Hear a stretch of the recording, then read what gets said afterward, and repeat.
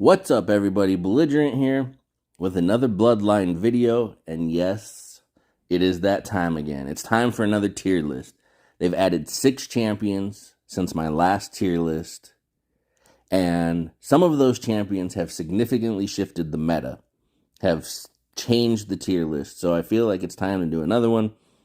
So let's jump into this. And I got a little surprise for y'all, for everybody who wants to come at me and tell me that their favorite champion should be higher, their favorite champion got them this far in campaign. Like, everybody's going to be an S tier. See my tier list? Everybody's going to be an S tier, so nobody can come at me and tell me that their female Lux or their female Asin should be an S tier. Everybody's an S tier. This is how we're doing it, all right? All tiers are S tier. Then we can eliminate that part of the conversation. All right, so understand how I do my tier list. The majority of these champions, if I do this correctly, will end up in the S tier, otherwise known as B. Gonna end up in the middle tier.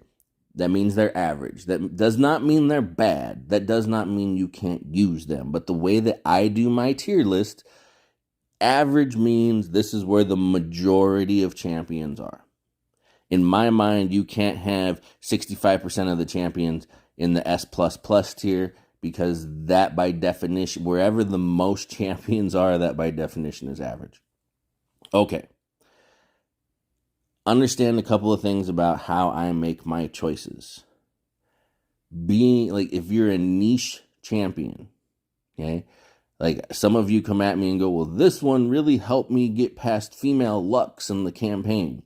That is one single use where that champion excels.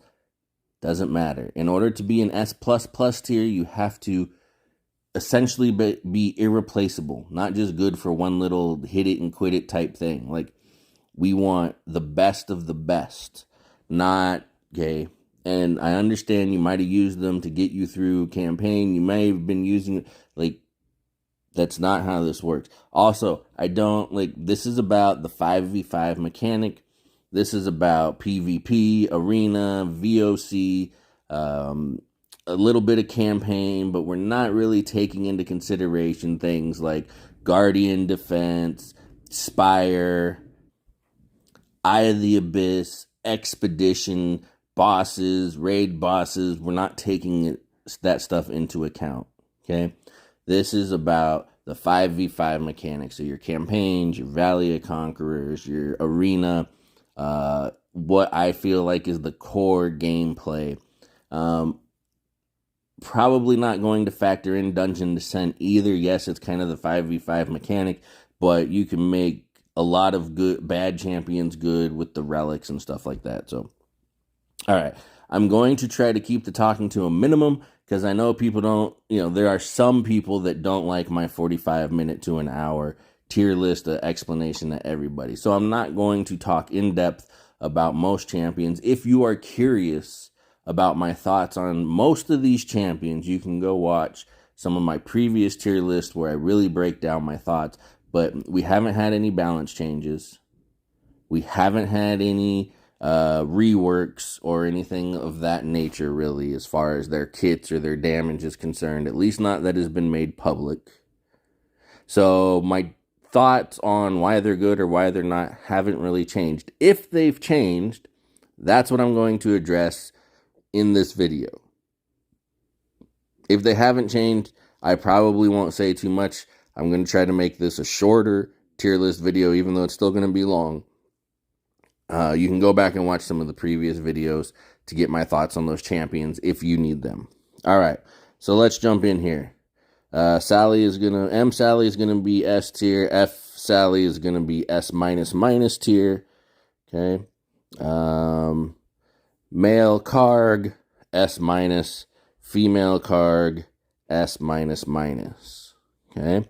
All right, let's move on to the Trevains. And remember, this is just in whatever order they're all grouped together, but it's not in a particular, like, class order.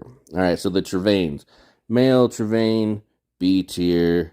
Female Trevain, S tier. Sorry, I said B tier last time, huh? They're all S tier. I got to remember that. All right. Male Yuv.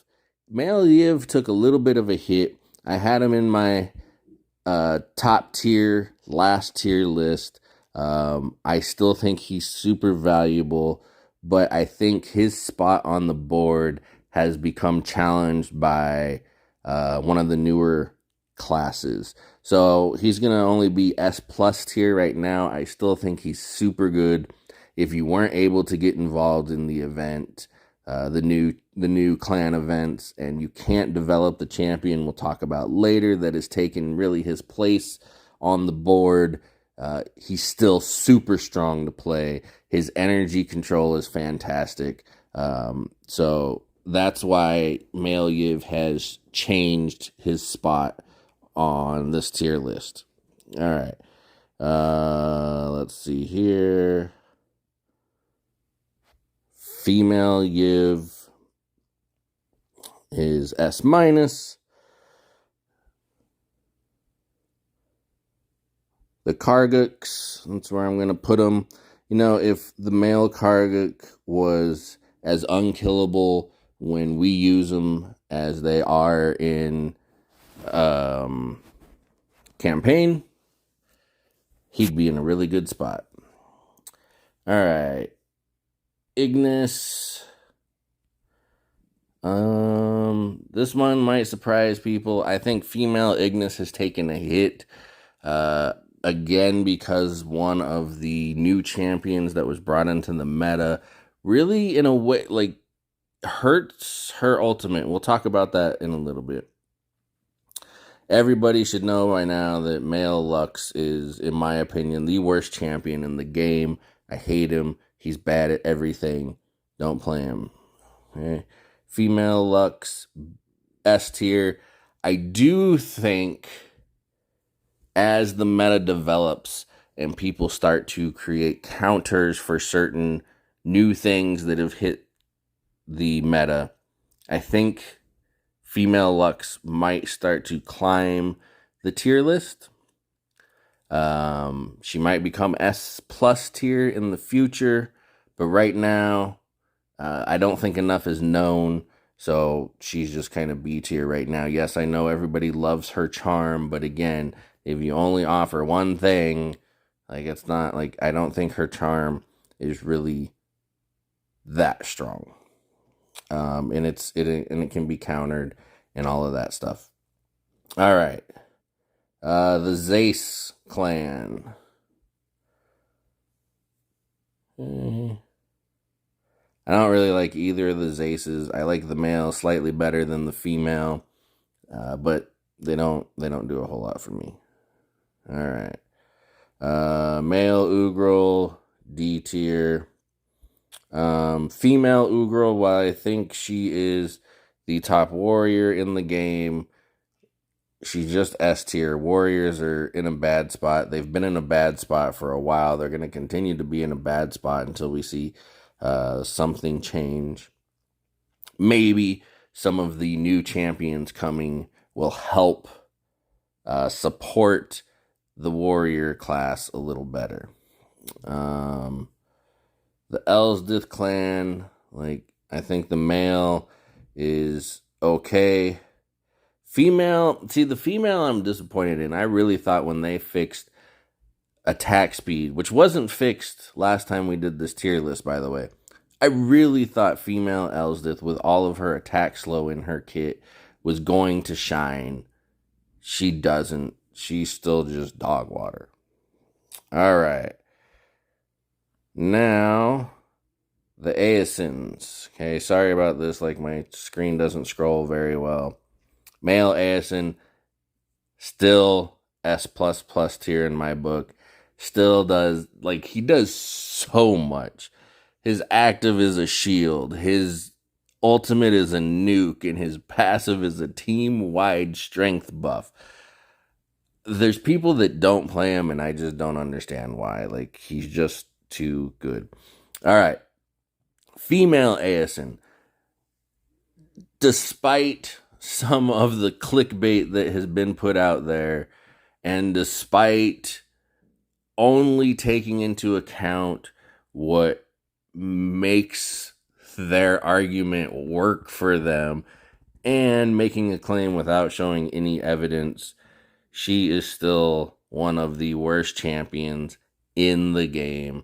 Don't believe the hype. Don't believe the nonsense. Female Asin, bad. Now, I have found one situation where I think I can make her good, so stay tuned for that. But and that also doesn't play into this tier list by the guidelines I gave us. All right. Male Doombringer warriors are just bad. That's, kind of not his fault. But he's not one of the better ones. Female Doombringer, S tier. She's probably second, maybe third best warrior, but still just B tier, not that great. All right, the Fulgers. Okay, male Fulger, female Fulger. I'm putting both of them in A tier. They kind of, in my opinion, hopped over Ignis for a specific meta-changing reason that we'll get to later. They both are almost identical champions, so they're really kind of interchangeable. I think in past tier list I put one above the other. It's really hard to, if you like the immediate damage, the female Fulger has that electro snowball that just instantly hits people on her active, as where the male is a little safer. He has a more reliable stun, and his shield can block things like a Tide or a Lux and can kind of derail what a lot of the comps are trying to do. All right. Male Lionstone is S tier. Still currently, in my opinion, the best quote-unquote tank. The best what a tank is supposed to be, but doesn't really have a place on the board. Female Lionstone. I caught some of y'all last time where I was going on and on about how bad she is. And don't get me wrong, and I have said this and I will continue to say this. I say it on my Discord all the time. Female Lionstone is a dog water champion. Her active ability is horrible. Her passive is a disaster. But her ultimate makes her a god, right? She's S++ tier. You almost have to run her. Some people are saying, well, I see people that don't run it. Well, that just because they're making bad choices, just, okay. All right. The Gundorfs. I put him slightly above her. They're both really bad. I've said this before, I really like their kits. I really hope someday Goat Games pulls their head out of the sand and fixes the Badger so the Gundorfs can actually have a purpose in this game. Their kits, all right, I'm starting to rant some of this. Their kits are based completely around the Badger, and the Badger dies in 2 seconds, which makes them completely irrelevant. All right. Tide, male Tide, is a S+ tier. Some people say he should be S++ tier. I personally don't think he's quite that good, and I run him in my comp. I just don't think he's a must play. There's a couple of people that can swap out with him, in my opinion. Female Tide. This is going to be the eternal argument. I do not like female Tide anywhere near as much as a lot of the population does. She doesn't do anything. She shoots people and that's it. She adds nothing. She's just a marksman. She's I'm not even, all right. Male Griffin is kind of a, So male Griffin has the same stats. If you haven't noticed, you can go look in the champion renown or whatever they call that category is. You can go look up their stats. He has identical stats to male Doom, which is nice. Male Doom is a 3-star, Griffin is a 2-star, and their kits are very similar. They both have that knockback. Okay. I put Griffin slightly ahead, and also understand the order in which these are ending up in these tiers is completely irrelevant. It's where I happen to drag and drop them. I'm not ordering them from best to worst or anything like that. Keep that in mind. I put male Griffin slightly above Doom, just because Griffin is better in districts and easier to get 1 stars. And I know districts shouldn't play into this, and they really don't. But the fact that he's 1 star, he's easier to get. You can get him from the captives, you can get him from the expeditions. But they're basically identical warriors. Again, the orders have, like, male Karg should be way down here if I was doing them in order, but I'm not. We're just looking specifically at tiers. All right, female Griffin, bad tier. I need to put her up there because it needs to be made clear that male Lux and female Asin are the worst in the game. All right.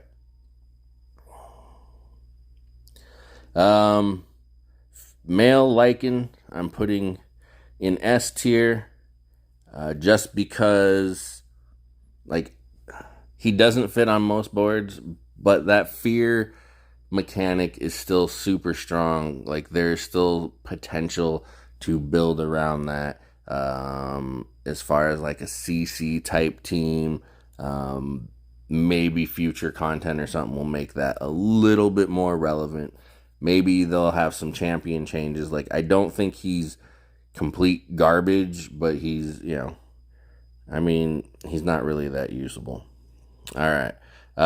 Female Ignis gets S plus tier. Everybody knows that I'm a fan of her. Some of the things that she brings to the board, except for her ultimate. Her ultimate is literally dogs, and it's just dog water. But the supports that she brings to the board, I think, are really strong. All right. Male Loom. I'm going to have people arguing with me on this one. I think he's S tier. He's very high S tier. I don't, like, healing's not that strong. He does have the dispel that is good on his heal. The rest of it, like, hit or miss. I don't think he makes it. He doesn't, just doesn't make it for me, all right? It's just not it. He doesn't do it for me. All right, female Loom. Female Loom. Where? Female Loom. All right, female. So let me say this about female Loom. I understand her strengths. I understand her place in the meta. I understand there are a lot of people that are huge fans of female Loom. For me, she's just a S plus tier. She's not quite irreplaceable. She fits in really well in some comps. Unless they've changed it, I've even showed testing where her passive just doesn't work, so don't come at me with the plus 9% baloney.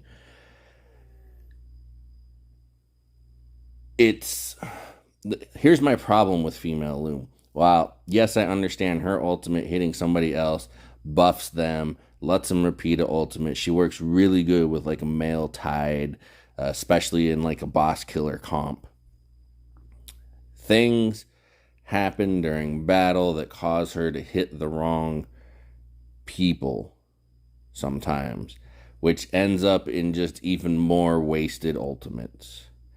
I can't say she's irreplaceable. She is very strong. Like, again, I'm not organizing this, but I would put her, like, right up here. Borderline S++. Not quite doing it for me, though. All right. Scorching Fire. Male Scorching Fire. I want to put him in S-, but we're just going to put him in S- tier. He hits decently hard. Here's the problem. I have 3 or 4 other nuke mages that hit all 5 targets instead of just 3 targets. That's my biggest problem with him. Female Scorching Fire. I do like female Scorching Fire. If what I'm hearing about things like hexproof are true, her guaranteed silence on somebody from her active should be fairly strong. I think maybe in the future she'll find a place. She's a really tanky mage with her passive. I do like the ultimate. I think as the meta starts to shift and change, hopefully at some point down the line, and it starts to become maybe less about speed. If it, let me put it this way: if it ever becomes less about speed and sustain comps, grindy comps, tanky comps can find a place in the meta, I think she'll climb. All right, now disclaimer on the Nas clan. I have very, very little experience with them. I didn't hear anything special about them when they came out. I didn't really go after them when they came out. So I have limited experience with them. Okay, I'm going to put him at S tier. I do like his displacement. I do like his ultimate where he just kind of throws everybody around and can really disrupt some things. I want to spend more time with him. I want to test things more with him. I just haven't had that opportunity. I really like his kit, but again, I don't know if it fits where it fits in the meta. I haven't spent enough time with him. Full disclaimer. Same thing with the female. I'm going to put her in the S- tier. I don't think her whirlwinds are quite that useful. I don't think there's enough shields in the game for her shield breaking to be useful. M Lion doesn't make it on too many people's boards. So I think she loses a little bit there. All right. Same disclaimer about Strixbane. I don't have enough experience with them to truly justify them. So I'm going to put them basically in the same spot. I think the female has a little bit more potential than the male, even though I know the male does a little bit better damage, at least in the testing I have done. But I want to get a hold of the Strixbanes and be able to build them up because I think there's some potential with her jump onto the backline really quick stuff. But again, we're just Nas and Strixpain. We're just kind of putting right in the middle. If you want to argue with me about them, like I'll take it because I don't have experience with them. A lot of experience with them. I have played with them. You can get them in Dungeon Descent. I have a couple accounts where, I got them, but they're not very well developed. I can't really put them in the meta to see where they fit. All right. Now, our two most recent clans, Devala. Okay. Let's just save the suspense here. Okay. Male Devala is hot dog water. He's like a more flamboyant F Sally. Like he jumps up and slams his ultimate down in the middle of nothing. Yes, I know if it hits, it does some damage. But he's just really not that useful. I feel a little better putting him in S- instead of S-. That's kind of the way it works here. All right, let's see here. Female Devala. Let's talk about female Devala. She came in, she showed up, she blew up the meta. Okay? If I'm being honest with you, I think where I have her right now is where she belongs. I think she's more of a S+ tier than an S++ tier. However, stop screaming at the YouTube. It's okay. In the meta currently, I think she's S++ tier. Like if you don't have her, your team is losing unless you're just super outscale the team you're going against. I think there are ways to counter her. The problem is I think the ways to counter her have not been meta up to this point. So nobody has those champions built up to Diamond Star levels and, high 400, 500 levels on their champions. So right now she seems like she can't be countered. I believe that when people start to look at it and figure it out, there will be a counter to her. I believe that I know what that counter is, but I'm in the same position that I just told you guys. I don't have those champions. I don't have the resources to build those champions. So as of right now, I can't test it yet to tell you whether my theory is true or not. So until the meta shifts the way I think it will shift in order to counter female Devala, she's a S++ tier. Like, if you don't have her on your board, you're probably losing at this point, okay?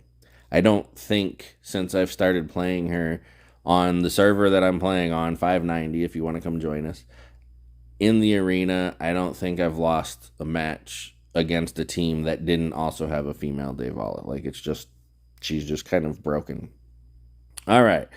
Then the newest clan, the White Eye clan, okay?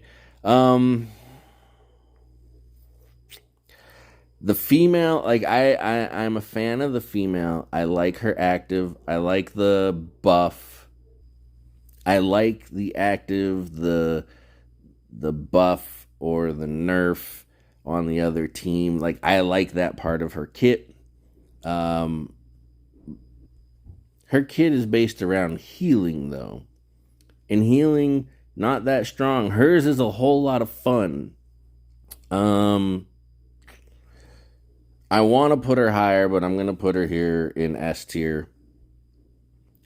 I think, like, healing just isn't as strong as we want it to be. I do like her kit. I like the other stuff that's in her kit better than I like the other stuff that's in male Loom's kit. Everybody tells me about the dispel on his healing and how that helps with female Lux. I get that, but again, a single use item, not that, like, unless every single team starts running Lux, like, I don't care about dispelling her charm. To me, that doesn't lift it up the tier list.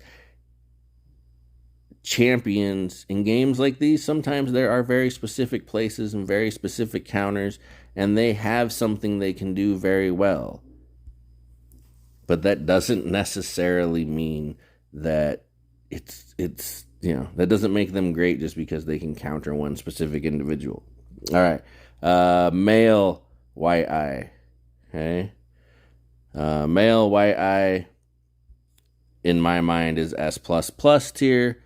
Like, he's almost a must-have. He is a must-have, I believe. Like, if we eliminated female Lionstone, he would be the female Lionstone.